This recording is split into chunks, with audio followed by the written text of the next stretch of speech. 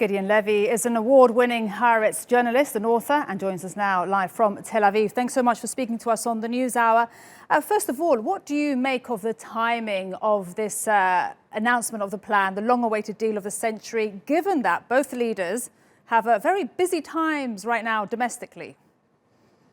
Maybe because of their busy times, they are trying to find some kind of outlet, some kind of help from dealing with other issues rather than their own personal destiny. They are both fighting about their own destiny, political destiny, and maybe this is for them the solution to deal with peace in the Middle East on the account of the Palestinian people.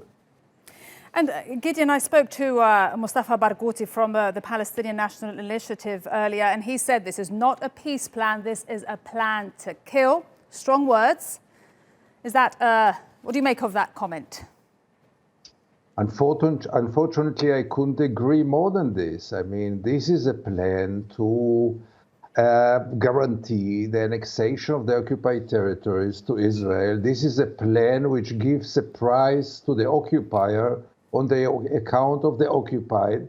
This is a plan which calls the world to ignore the international law, to ignore all the international resolutions, and just to listen to one voice, the voice of power, the voice of military power, the voice of America. And that's a very depressing lesson. If this plan will be implemented, then it's really the end of any kind of justice in international relations. And on the subject of annexation, we don't have the details yet, but some media reports say the plan is expected to gives Israel sovereignty over the old city site known as Temple Mount and to Muslims Haram al-Sharif. This could escalate tensions dramatically, could it not?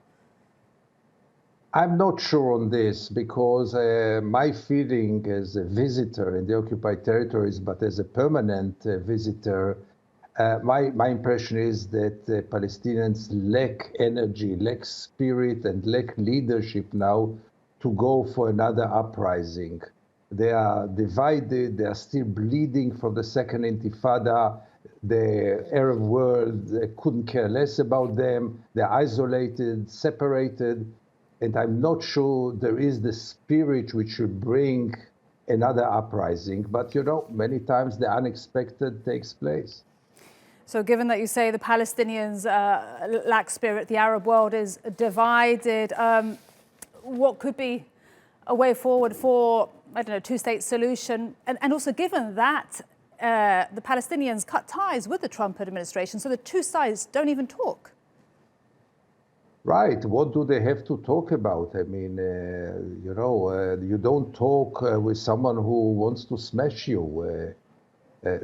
Donald Trump cannot offer them anything, and they cannot respond in any kind of positive way to this kind of solution, which practically kills the two-state solution forever and gives a price to the occupation, a very, very generous price to the occupation. I mean, what do you want them to talk with this administration? I mean, what about?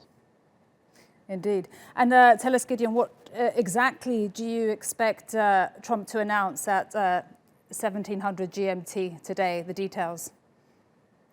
I'm sure it will be exactly along the lines that were already leaked and published.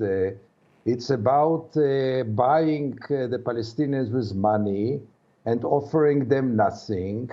It's about recognizing the annexation in around 30% of the occupied territories at once and promising the Palestinians some kind of self-determination in a few years to come, because as it comes to the freedom of the Palestinians, there is never any hurry. The problem is the annexation and not the occupation. And that's so ridiculous about it. But, you know, it comes from the White House and it might change the region. And in Israel, what is the view towards Trump's announcement tonight? Israel, together with the Philippines, is one of the two states in the world, I guess, in which Donald Trump is perceived as a hero.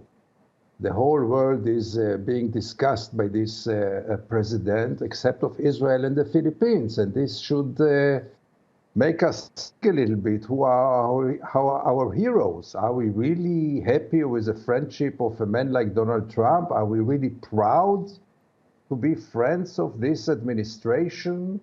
That's another issue, but by and large, everyone in Israel knows very well that anything might come out of this plan. One thing will never come out of it, and this is neither peace nor justice.